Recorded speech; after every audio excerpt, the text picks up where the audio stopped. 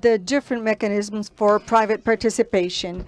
So what is, or with this reflection, I wanted to introduce you the next panel, a very important one representing the government, international organizations, and representatives from the private sector.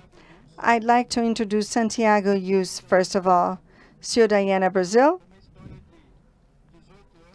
an 18-year background at AENA. So from Spain, and moved to Brazil in 2019 to lead AENA Brazil. Izabel Dompieri, our next panelist.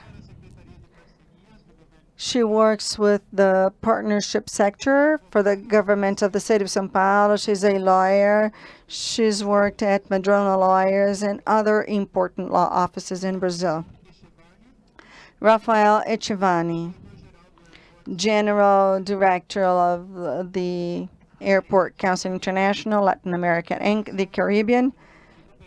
He was the CEO of the Montego Bay Airport in Jamaica, and he has worked for different organizations in Europe, Asia, and the Middle East. I'd like to thank you for your participation, your availability. It's a pleasure to have you here. We have less than 40 minutes to talk. I'd like to ask panelists to give answers within 3 to 5 minutes so that we can have some rounds of questions. I start with Santiago. Santiago, AENA is the largest airport operator in the world if we take into account the number of passengers, with almost 300 million passengers every year in Latin America and the Caribbean, with Mexico, Colombia, and Jamaica with almost 80 million. In Brazil in 2019, AENA started working with airports in the Northeast. Recife, Maceió, Aracaju, and João Pessoa, with an estimated number of 14 million, and please correct me if I'm wrong. It's interesting to note that the group started working in Brazil in the middle of the pandemic.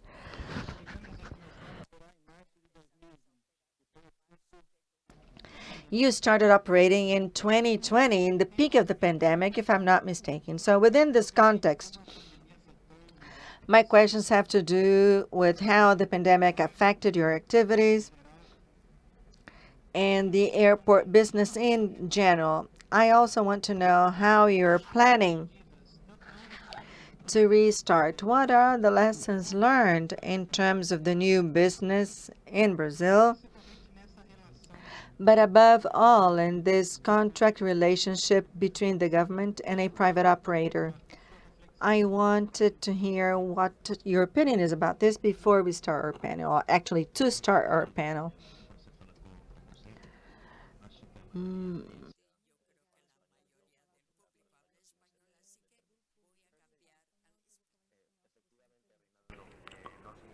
As a matter of fact, Reinaldo, we started our activity in the airport where we started. That was the 3rd of March 2020. As a matter of fact, some days before the World Health Organization declared a pandemic year. And as you mentioned, that we had that amount of numbers in terms of traffic. With regards to the awareness and the safety measures and all passengers and our port authorities, we had to abide by the rules. In Brazil, there was a very strong coordination with the health authority and the regulators to implement all the measures. And of course, there are several airport concessionaires. We had to establish a standard to all airports with regards to social measures such as social distancing, gel dispensers, and signage throughout the whole of the airports with regards to all the safety measures. we had to start up a contingency plan, OPEX and CAPEX, emergency plans, to preserve our job and also wage conditions. The second thing would be to think on how to help the sector. We spoke with all air company representatives. They were living hell, as a matter of fact, and we had to uh, share payments, give them more time, and we started to implement some incentive policies so that we could just restart our operation. And we applied all those to our concessionaires that operate 6 airports. We want 6 airports where we that are under our responsibility. This is all done after a preliminary recovery plan in the summer in South America from December, January, February. There was another drop in April in our traffic, and then we started to recover little by little.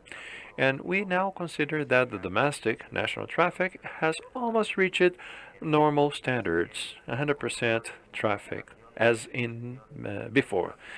So there was a recomposition of the traffic because, as a matter of fact, the air companies are now waging a bet in more the regional lines than the point-to-point or end-to-end traffic. So we signed several contracts. So we pass the responsibility on the from the granting power to the concessionaire. So the government in Brazil acknowledged the fact that the pandemic is a force majeure problem, and now there is a lot of negotiation. There are analyses year by year because, for example, when a concession is in the very beginning of its term, that would be very hard. So there is a renegotiation. The whole sector, considering each problem or each detail. I'm talking about the handling companies, I'm talking about airlines, I'm talking about institutions that are part of the airport community, such as federal police, federal revenue department, the health authority, Anvisa, and all sector has to contribute. So we have never seen such a union and such a combination before. That's very interesting. Thank you very much, Santiago. The airport community got together at this challenging point in time. And this was really something very important, and it worked out. I want to move on to Izabel now. Izabel, can you hear us? São Paulo is another example, at least in the airport sector during the pandemic, and the state has transferred 28 regional airports, and you have participated in this process. 6 of these airports have regular flights, but many of them are for executive aviation with a potential for commercial flights. This is a very interesting topic for us.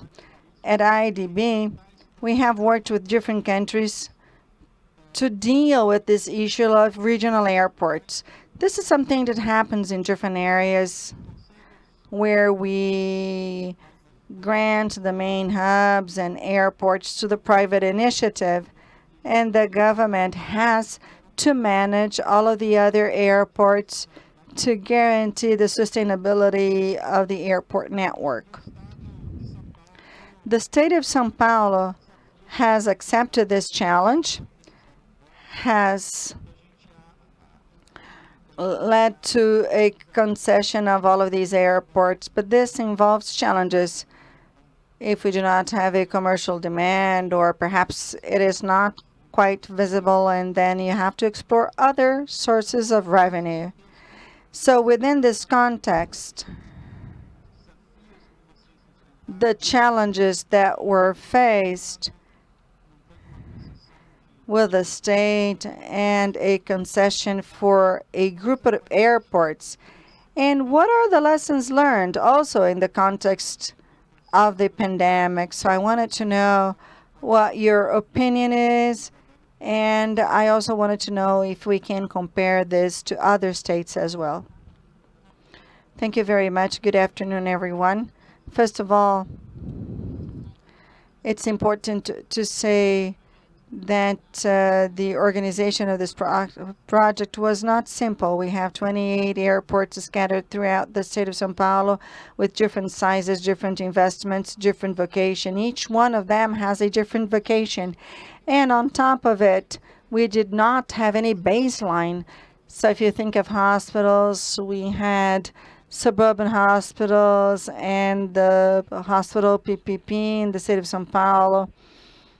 And here, even though we have an example of the union, the model is very different. So when we take into account annex infrastructure, for example, in terms of the contract, when you analyze the different contract phases of our contract, it is very similar to that of the federal government. But there's another project. So we have executive and regional aviation. For example, Guarulhos is not in our portfolio. And then we have a study of the demand.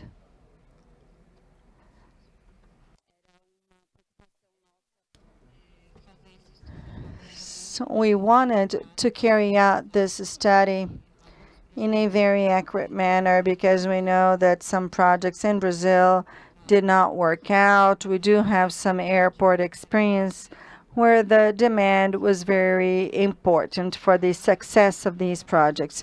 This was a very special aspect.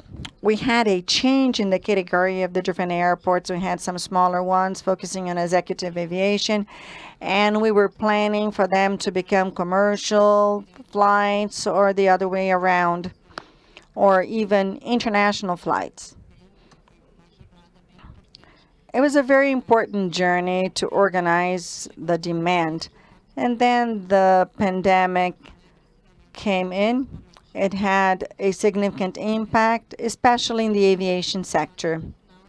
So then when we were concluding our modeling, we carried out a study on demand, traffic, so that we could have an idea of the impact during the pandemic. Another important aspect was that because we were able to allocate this risk and address it in terms of the contract, we tried to classify these investments. We have two types of investments: mandatory investment and pre-established investments.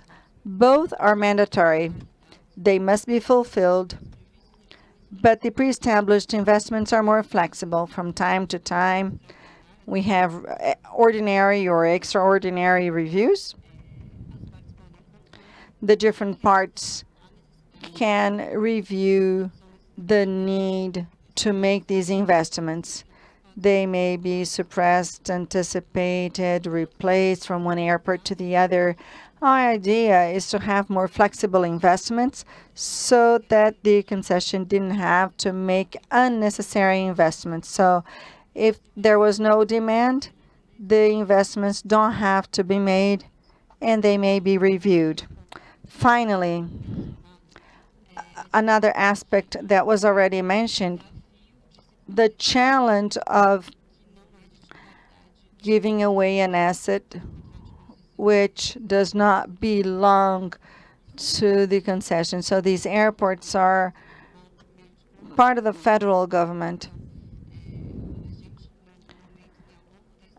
Throughout the structuring of the process, we had to analyze the federal law. There's a specific decree about this, about airports that are delegated to the different states. ANEC analyzes this documentation, and then we have the partnerships. We have to align the contract obligation with the different agreements. And in our case, we had to amend all of the contracts so that they linked the deadlines with the concession contract.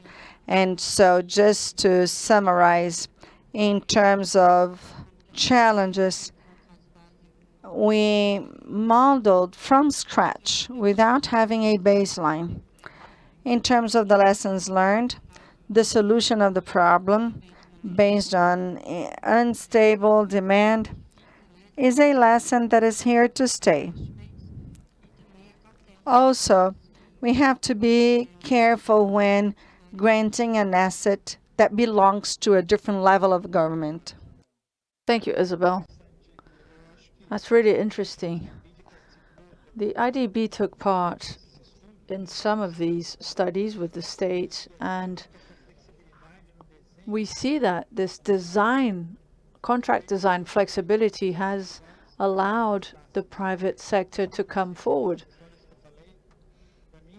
What I said about the revenue, it's very clear to me. I knew that there were a great deal of doubts about whether these revenues would make the project feasible, and that contract design really helped with that proposal. Sometimes we can underestimate what can happen with that kind of project, and that's a great example where you did. Rafael.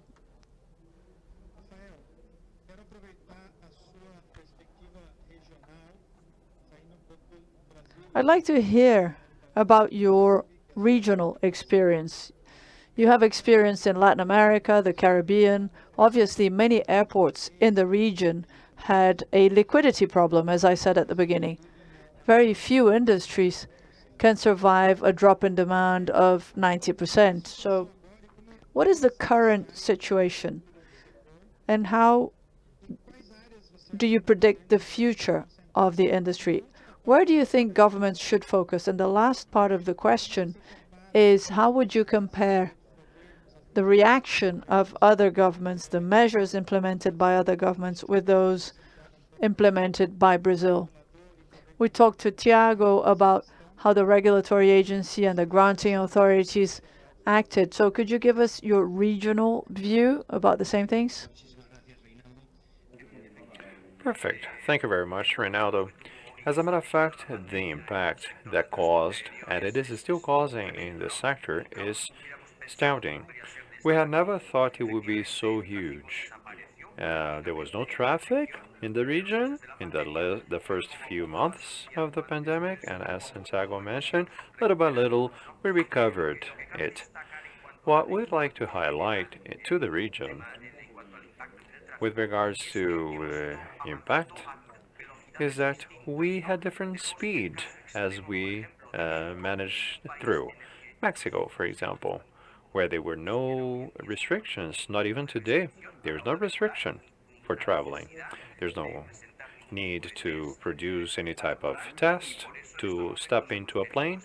Well, right now, Mexico is just reaching the same levels as 2019. Some of the airports are actually 20% above the equivalent October of the year 2019. Now, there is all the examples such as Chile and Argentina, where there were a lot of restrictions that were very severe. And at this point in time, the region, according to last information, at the end of September, October, is about 30% below if compared to 2019, the same time of the year. And of course, in international traffic, there is still some resentment in some tourist airports. Right? Mexico City, 15% below because of the international traffic that has been affected. Now, with regards to the traffic impact, revenues dropped a lot to all airports. Losses, $12.6 billion loss. So less money compared to previous years. This is what the pandemic caused. So this is something that it is affecting the sector a lot.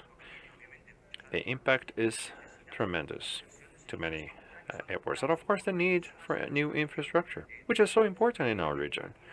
Latin America, we see that we have 94,000 $1 billion for the next few years. So to adequate the infrastructure to the increase of demand, number of passengers, and of course the adjustments that we need to reach neutrality with regards to carbon emission demands. Very important moves. And on top of that, we suffered a lot with the pandemic. And of course, the different reactions of countries in the region. Well, I believe that Brazil stands out. Why? Because it is a country where there was a faster reaction to the situation. As Santiago was saying first, those airports in which they had to make payments, they could just postpone the payments. So we're talking about like more concessions, economically speaking. Other countries, such as Argentina and Uruguay, there was more concessions, like they expanded the concessions to allow the sector to survive, to come to float. In the case of Uruguay, they extended the concession time and also granted the management of 6 small regional airports. They gave that concession to the management to the operators. So nevertheless, in the rest of the region, there was no support. And these are the lessons that we learned. We should learn. It is important to be prepared somehow when it comes to extreme situations such as the pandemic. And just to finalize, with regards to the reaction from the government was just purely financial. I think that the big lesson is really the need to adopt a standard position or a harmonized position. The fact that in each of the countries in the region kind of played their part, but their own style. We know that in the air sector, the air transportation sector, so there was a very, we have talked a lot in the same tone, so that we do not repeat what happened when we had the September 11th, in which each country would establish a different standard, different measurement. Of course, unfortunately, this was that way. It was. And now we want all countries to standardize all their measurements. Thank you. We've talked about the reaction to the pandemic, the different challenges. Now, let's think about the future. Santiago, what is AENA's view for Brazil, the region? I know that the transition to low carbon, the environmental issue is an important element in your agenda, and the company usually tends to go beyond the requirements of concession agreements. Could you describe how that's happening, please? Of course, with pleasure. Challenges are many. First, to overcome the pandemic and of course to regain the trust in international traffic, as Rafael was saying, while with the standardization of requirements like health passport, and so that the passenger is not lost when he has to travel internationally. Now the second thing would be, due to the airport infrastructure, we have to actually react to the needs in terms of capacity, service, level of service, and of course be competitive.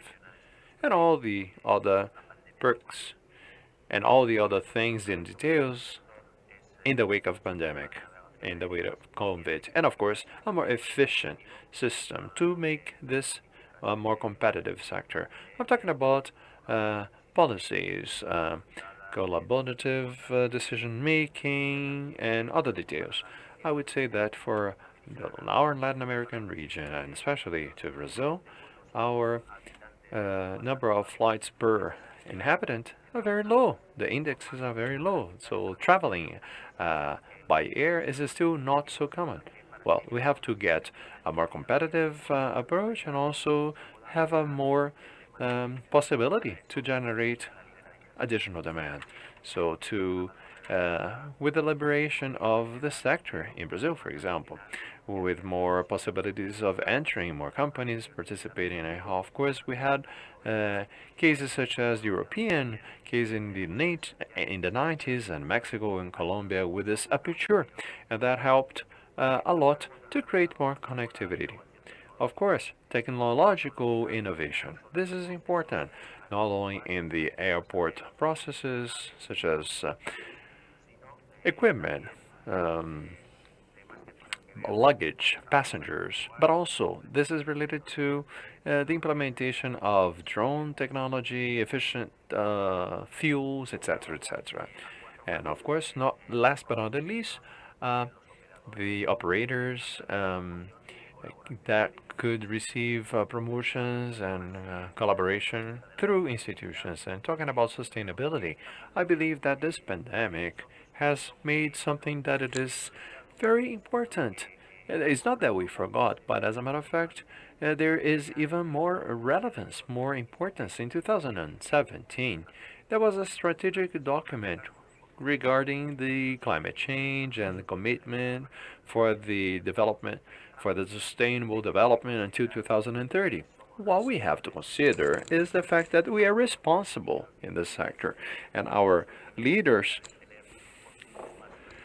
we leaders have to be more responsible, not only with regards to the consumption, but we also have to find clean sources of energy here in Brazil, for example, because of this is still a small time that we've been here, but through the free market, 95% of our installations are clean, energy clean installations. In addition to that, we want to establish photovoltaic energy in our airports to, of course, provide self-sustainability. AENA is also part of a program